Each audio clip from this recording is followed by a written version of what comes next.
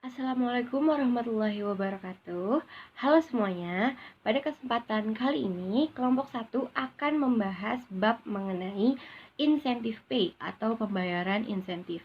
Nama saya Viani Elviati Sendrea dengan NIM 181111109. Saya akan menjelaskan subbab pertama yaitu mengenai insentif pay. Nah, yang pertama kita akan membahas mengenai pengertian insentif pay. Nah, pembayaran insentif adalah pemberian tambahan penghasilan pada karyawan yang diberikan perusahaan sebagai bentuk dari penghargaan karyawan karena telah menyelesaikan sebagian maupun keseluruhan sasaran kerja yang telah ditetapkan sebelumnya. Nah, insentif pay atau variable pay ini juga bisa didefinisikan sebagai kompensasi yang berfluktuasi berdasarkan pencapaian karyawan atas beberapa standar seperti rumus yang ditetapkan sebelumnya oleh perusahaan. Nah, kenapa insentif pay ini berfluktuasi atau berubah-ubah? Ya, karena insentif pay ini bentuknya tidak permanen atau sesuai dengan kinerja yang diberikan karyawan kepada perusahaan. Nah, insentif pay ini juga memiliki peraturan sendiri dalam perusahaan masing-masing.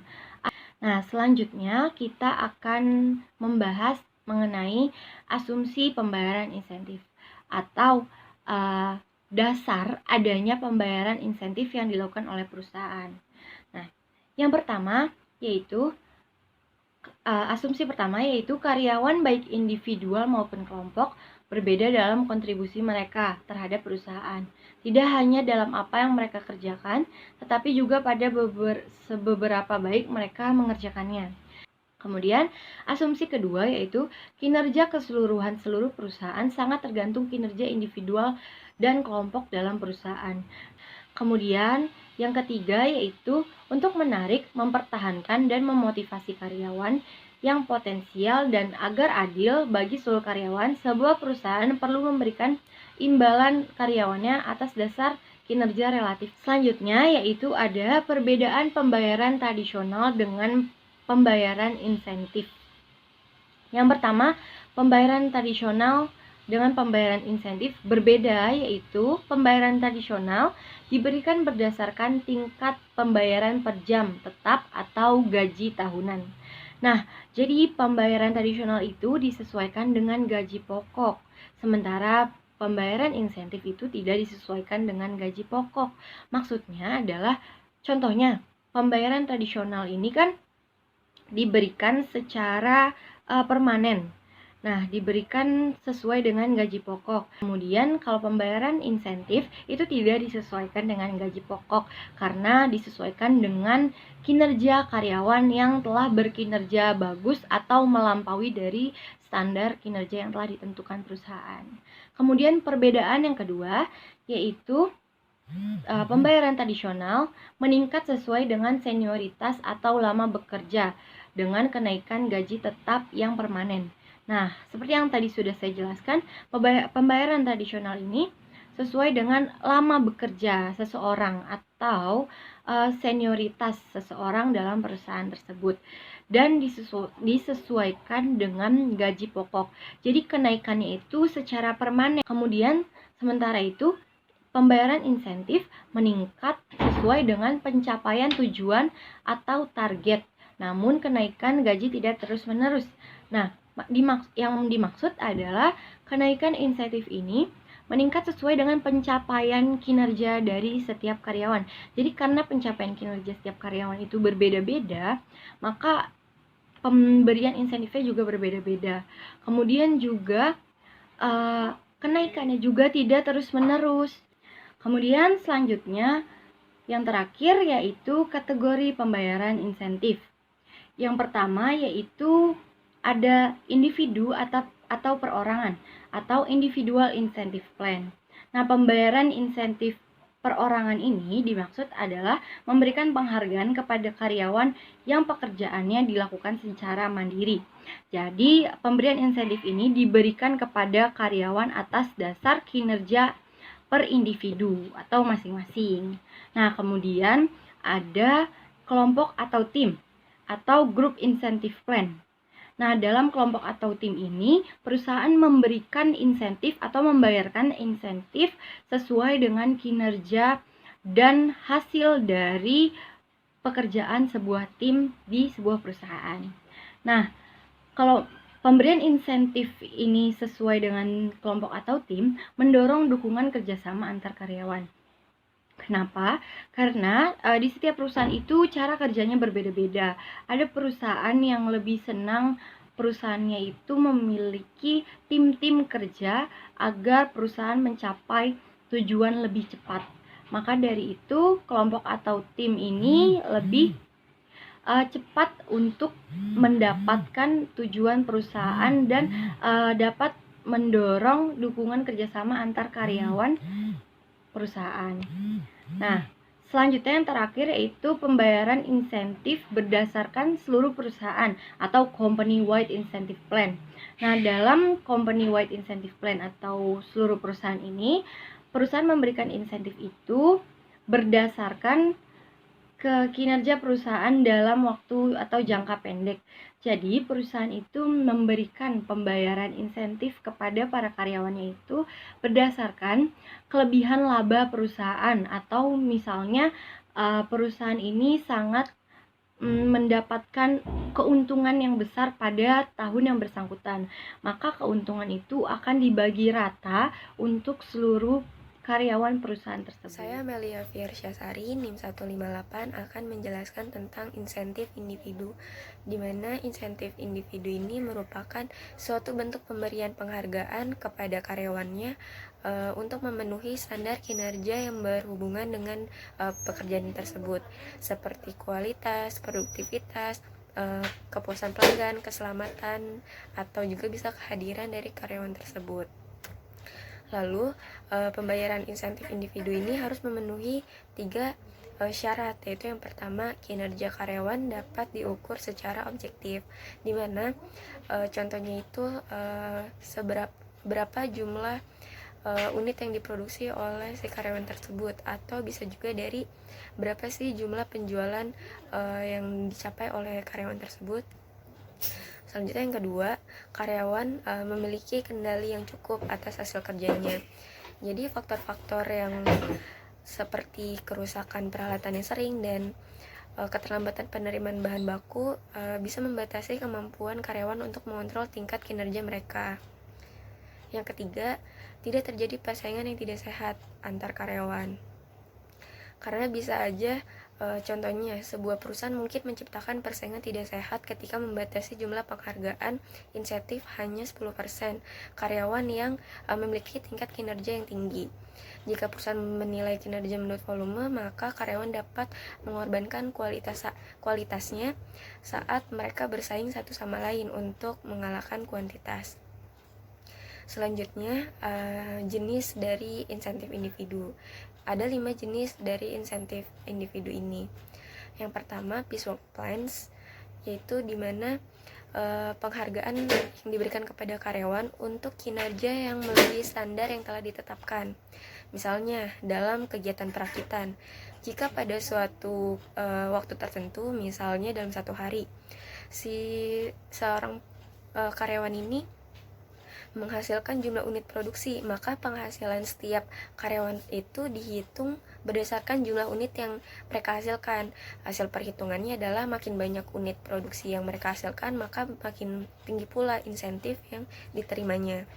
Selanjutnya, yang kedua ada manajemen incentive plans, di mana penghargaan ini diberikan kepada manajer untuk kinerjanya yang melebihi dari standar yang telah ditetapkan, di mana memberikan bonus kepada para manajer ketika mereka mencapai atau melampaui sasaran dari penjualan atau laba produksi untuk unit yang mereka kelola. Jika piecework plans mendasarkan insentif pada pencapaian satu tujuan spesifik, berbeda dengan manajemen incentive plans, di mana dia menuntut pencapaian berbagai tujuan yang kompleks. Yang ketiga ada behavioral encouragement plans. Jadi di sini karyawan menerima pembayaran untuk pencapaian perilaku tertentu. Contohnya itu karyawan menerima imbalan karena berhasil menunjukkan perilaku tertentu seperti kedisiplinan dalam hal kehadiran atau dalam keselamatan kerja. Yang keempat, referral plans. Di sini karyawan dapat menerima bonus berupa uang karena berhasil mendapatkan pelanggan baru atau merekrut karyawan yang potensial. Dalam hal rekrutmen, karyawan akan mendapatkan bonus jika karyawan barunya itu yang direkomendasikannya itu menunjukkan kinerja yang baik selama periode tertentu. Yang kelima, spot bonus. Spot bonus ini merupakan penghargaan kepada karyawan untuk pekerjaan atau usaha yang luar biasa selama periode waktu yang cukup singkat. Contohnya, jika kinerja karyawan tersebut sangat baik, maka atasan akan memberi penghargaan kepada pekerja dengan bonus 1 kali dengan jumlah minimal, misalnya itu 500.000.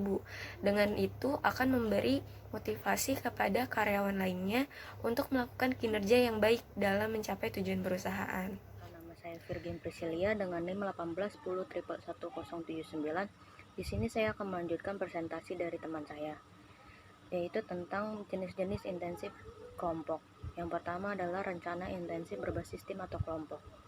Dalam rencana intensif berbasis tim atau kelompok ini terbagi menjadi, pertama adalah tim paralel.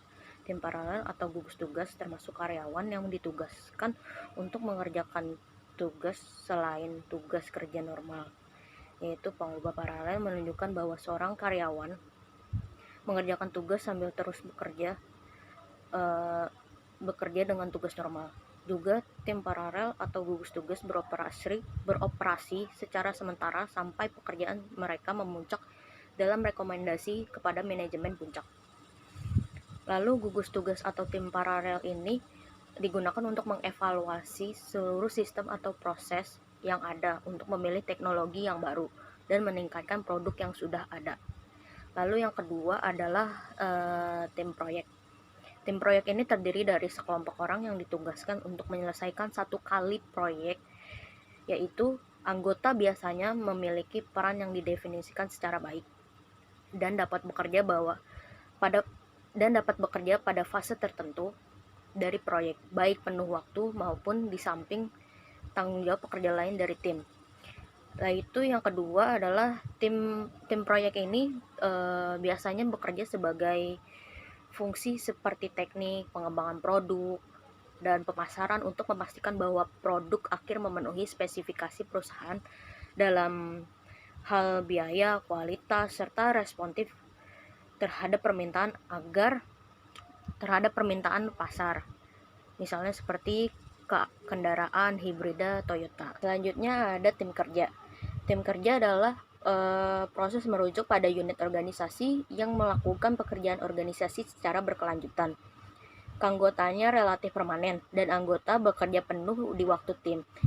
Tim kerja efektif ketika individu dilatih secara silang untuk melakukan pekerjaan anggota tim ketika mereka tidak ada. Tujuannya adalah untuk menjaga konsistensi dalam kualitas dan output. Berikutnya adalah rencana berbagi. Yang pertama adalah filosofi kepemimpinan. Mengacu pada iklim organisasi, kooperasi yang mempromosikan tingkat kepercayaan yang tinggi, komunikasi terbuka, dan partisipasi. Filosofi kepemimpinan ini sangat dipentingkan dalam rencana berbagi, karena seorang pemimpin itu harus memiliki rencananya sendiri, tetapi harus berbagi pendapat terhadap yang lainnya juga. Yang kedua ada bonus. Bonus adalah komponen ketiga dari rencana pembagian keuntungan.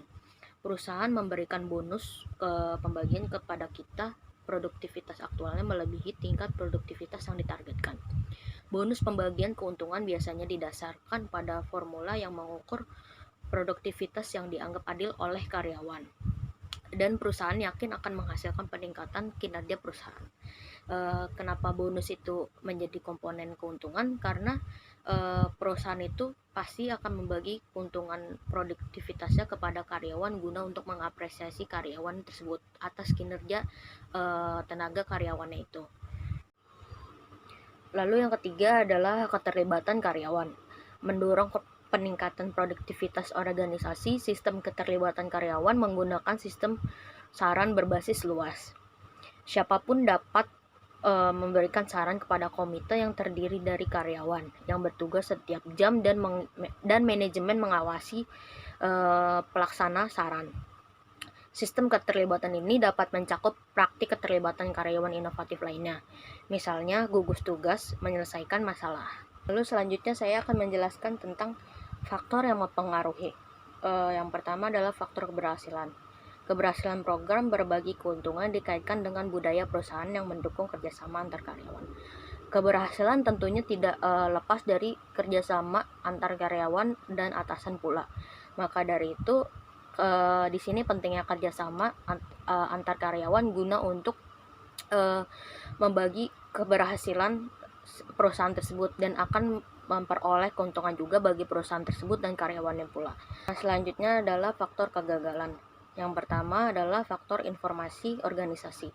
Kenapa faktor informasi organisasi ini dapat mengacu pada kegagalan? Karena apabila terdapat informasi yang rancu terhadap organisasi, justru itu bakal membuat sebuah perusahaan atau organisasi tersebut menjadi hancur karena adanya informasi yang tidak sesuai dengan seharusnya.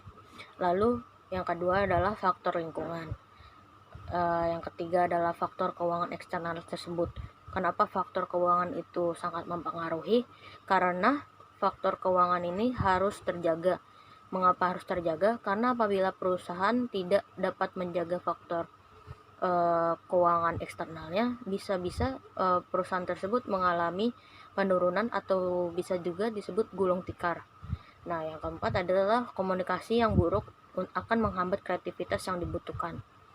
Komunikasi yang buruk akan menghambat kreativitas yang dibutuhkan adalah apabila kita mempunyai kreativitas yang tinggi dan punya ide yang bagus, tetapi kita tidak memiliki kemampuan berkomunikasi untuk menyampaikan kreativitas kita, itu akan menghambat kreativitas kita karena kita memiliki komunikasi yang buruk antar satu sama lain.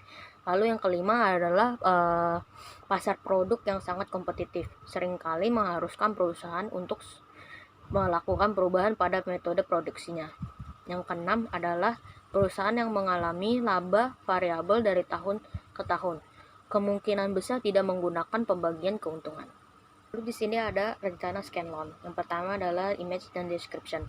Joseph Scanlon pertama kali mengembangkan konsep pembagian keuntungan pada tahun 1935 sebagai sistem keterlibatan karyawan tanpa elemen pembayaran.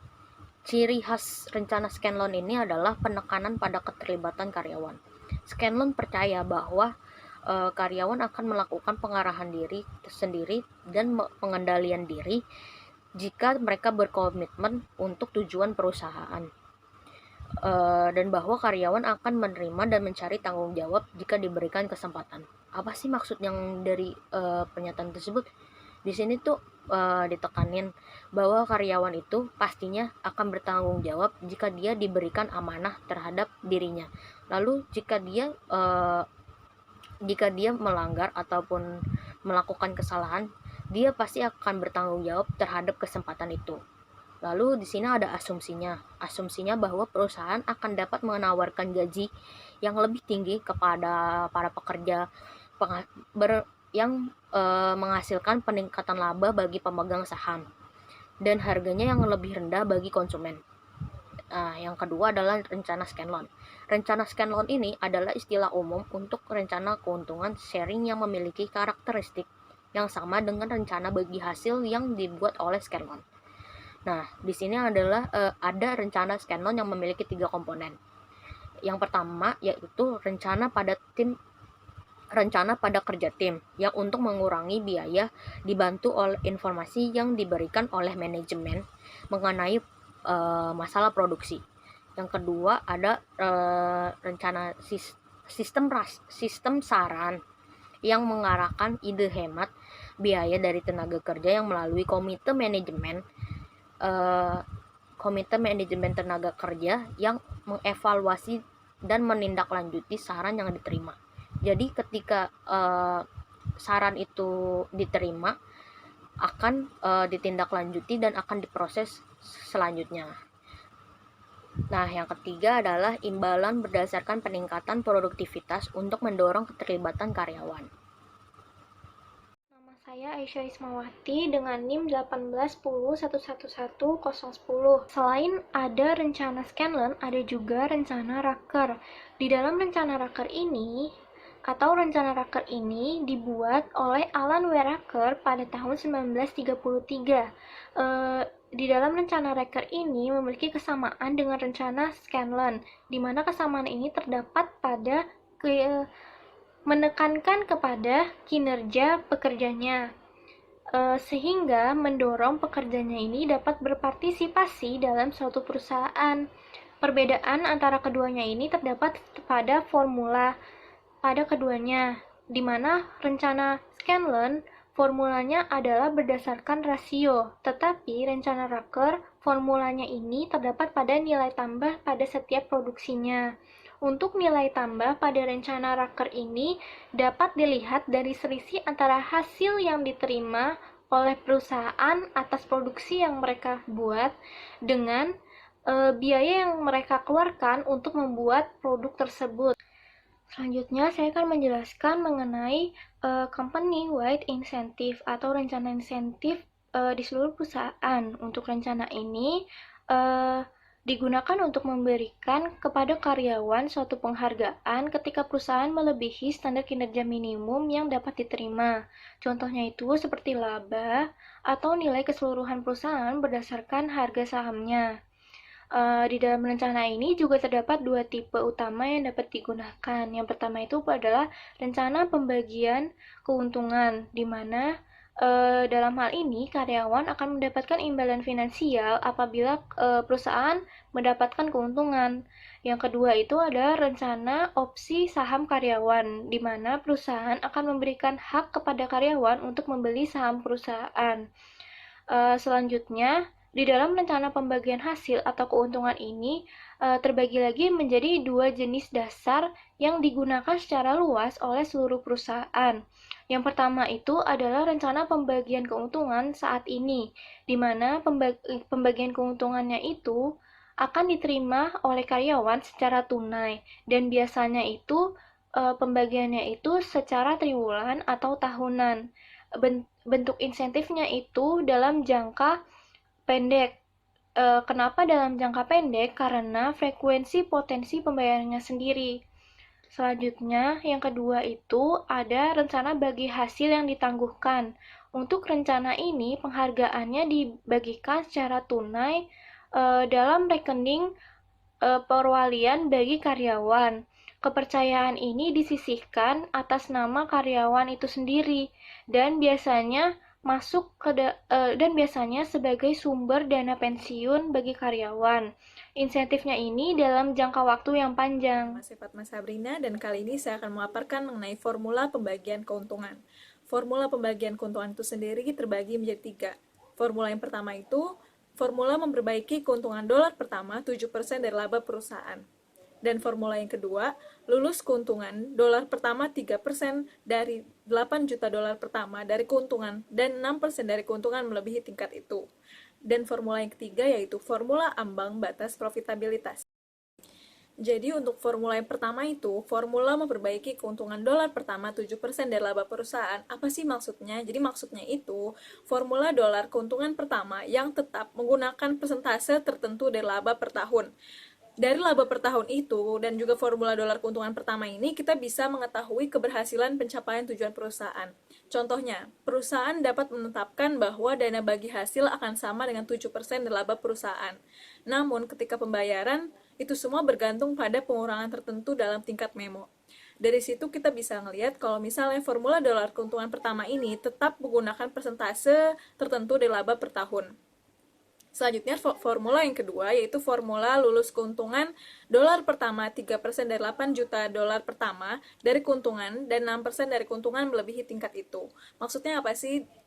Mungkin bahasanya akan sedikit lebih saya ringkas saja. Jadi misalkan perusahaan dapat menggunakan formula untung dolar pertama yang lulus alih persentase tetap. Dan kemudian formula ini yang lulus akan memotivasi karyawan untuk berjuang bagaimana caranya mendapatkan target laba yang sesuai dengan yang diharapkan. kemudian akan dibagikan melebihi keuntungan tambahan. Jadi di formula yang kedua ini, perusahaan dapat menggunakan formula untung dolar pertama ini alih-alih persentase tetap, seperti itu. Jadi kayak contohnya, sebuah perusahaan dapat memilih untuk membagikan 3% dari laba pertamanya. Misalnya 8 juta dolar, dan juga 6% dari keuntungan melebihi tingkat itu. Kemudian, formula ini memang ditujukan untuk memotivasi karyawan supaya bisa mendapatkan laba sesuai yang diharapkan.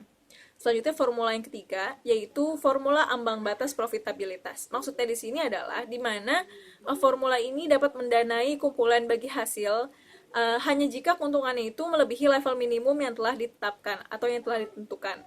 Tetapi berada di bawah level maksimum yang ditetapkan. Jadi maksud ambang di sini tidak terlalu ke atas dan juga tidak terlalu ke bawah. Jadi tidak di bawah dan juga tidak di atas, namun di ambang. Nah, perusahaan ini menetapkan minimum untuk menjamin pengembalian kepada pemegang saham sebelum mereka membagikan laba kepada karyawan. Namun jika memang perusahaan menetapkan maksimum karena memang mereka bertujuan untuk menghubungkan keuntungan apapun di luar level ini. Materi yang akan saya sampaikan selanjutnya yaitu mengenai Designing Incentive Pay Program atau merancang program gaji insentif. Saat mendesain rencana gaji insentif, para profesional ataupun yang bekerja di bidang SDM maupun manajer ini harus mempertimbangkan 5 faktor. 5 faktor utama yang akan mempengaruhi ataupun yang biasanya dipertimbangkan. Faktor pertama itu, apakah rencana harus didasarkan pada kinerja kelompok ataupun individu karyawan. Jadi, rencana itu ada 2. Rencana berdasarkan kinerja kelompok, yang kedua, rencana berdasarkan individu ataupun karyawan masing-masing. Dan yang pertimbangan kedua, tingkat risiko karyawan akan bersedia menerima dalam kompensasi mereka secara keseluruhan. Di sini kita bisa mempertimbangkan berapa tingkat risiko yang akan ditanggung oleh karyawan dan berapa risiko yang akan ditanggung oleh perusahaan. Dan faktor ketiga, yaitu apakah membayar insentif harus mengganti ataupun melengkapi gaji pokok.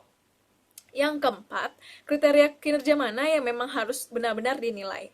Dan yang kelima, jangka waktu untuk tujuan jangka panjang ataupun jangka pendek ataupun bisa kombinasi keduanya.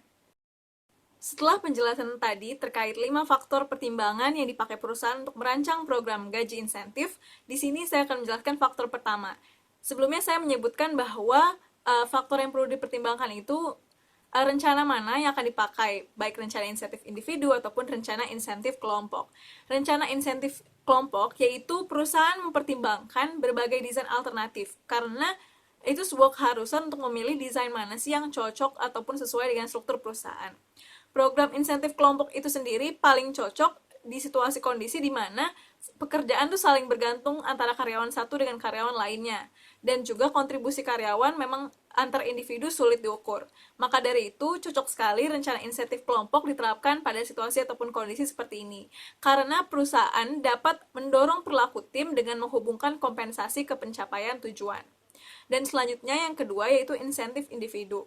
Di sini perusahaan bisa memberikan imbalan kepada karyawan untuk memenuhi ataupun melampaui targetnya setelah mereka telah mencapai laba yang diinginkan. Pencapaian tujuan ini harus baik walaupun tidak memilih insentif kelompok. Selain itu, tujuan untuk program insentif individu itu sendiri haruslah didasarkan pada pekerjaan independen daripada pekerjaan yang saling bergantung.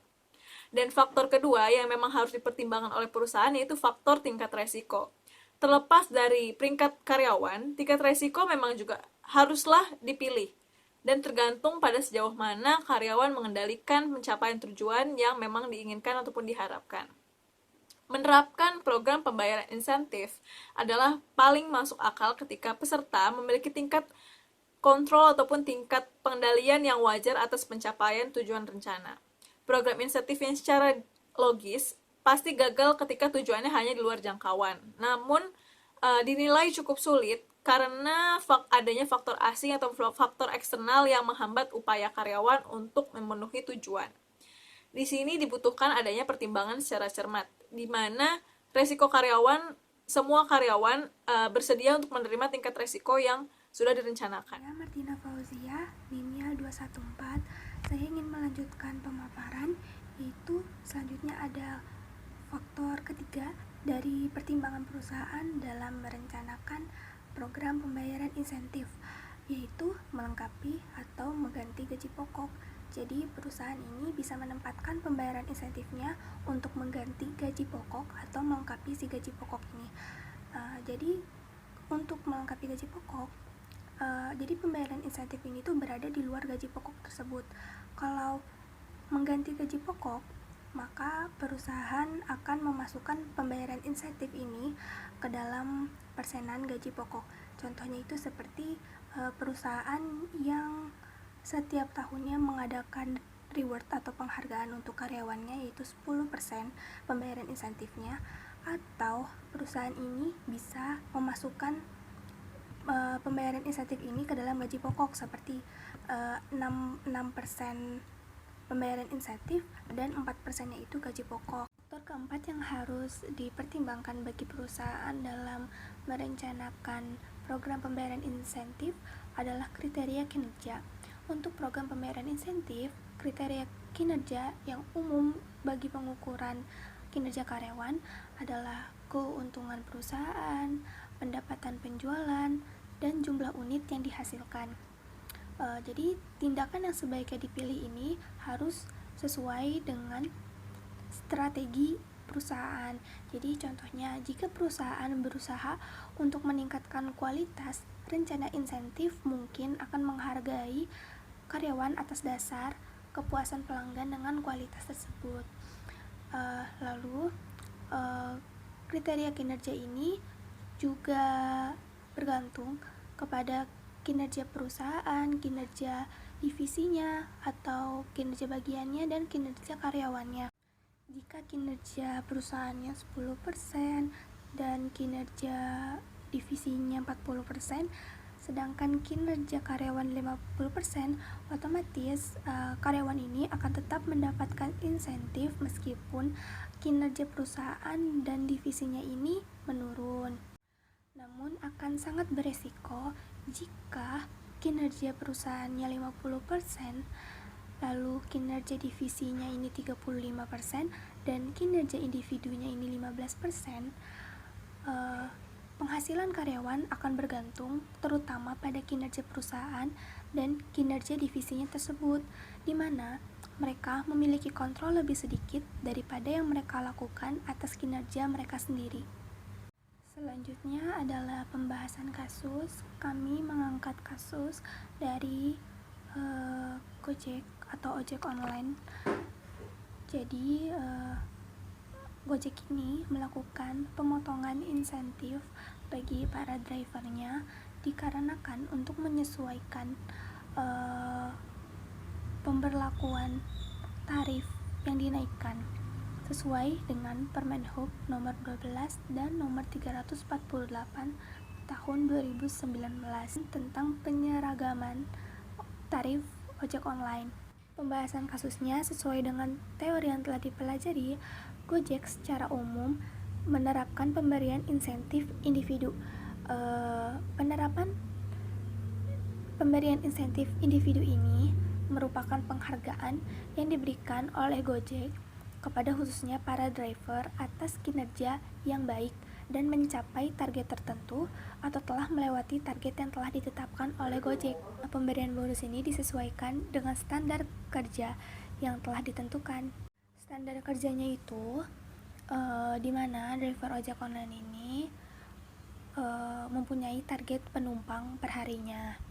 Lalu kelebihan dari insentif individu ini yaitu dapat membangkitkan motivasi para driver ojek online untuk terus bekerja dengan giat. Solusi dari pemotongan insentif ini adalah memberlakukan ketentuan pemberian insentif baru kepada para driver Gojek ini.